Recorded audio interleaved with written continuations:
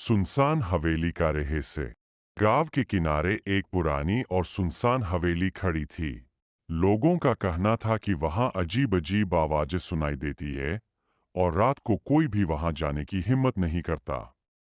एक दिन चार दोस्त रोहन, सिया, आर्यन और नेहा ने उस हवेली के रहस्य को सुलझाने का निश्चय किया।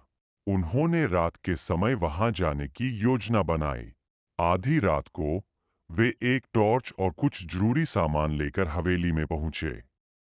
हवेली के अंदर घुसते ही ठंडी हवा का झोंका आया और दरवाजा अपने आप बंद हो गया। सबके रोंगटे खड़े हो गए।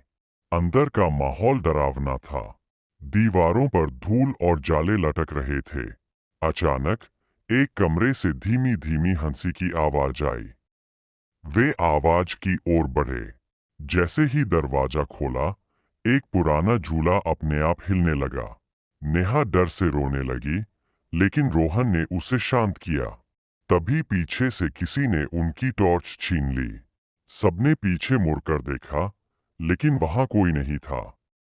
आर्यन ने दीवार पर कुछ लिखा हुआ देखा, जो भी यहाँ आया वापस नहीं गया। उसी समय सिया ने एक छाया देखी। वह छाया धीरे धीरे उनकी ओर बढ़ने लगी। सब डर के मारे चिल्लाने लगे और गे भागने की कोशिश की, लेकिन दरवाजा बंद था। अचानक एक बूढ़े आदमी की आवाज गूंजी, क्यों आए हो यहाँ? यह मेरी दुनिया है। वापस जाओ, नहीं तो तुम्हारी भी यही कहानी होगी। तभी रोहन को अपनी जेब में रखी हुई माचिस याद आई। उसने माचिस जलाई और कमरे में रोशनी हुई। बूढ़े आदमी की छाया गायब हो गई। उन्होंने तुरंत दरवाजा खोला और वहां से भाग निकले। गांव लौटकर उन्होंने वह अनुभव किसी को नहीं बताया। लेकिन उस रात के बाद चारों दोस्त कभी भी सुनसान जगह पे नहीं गए।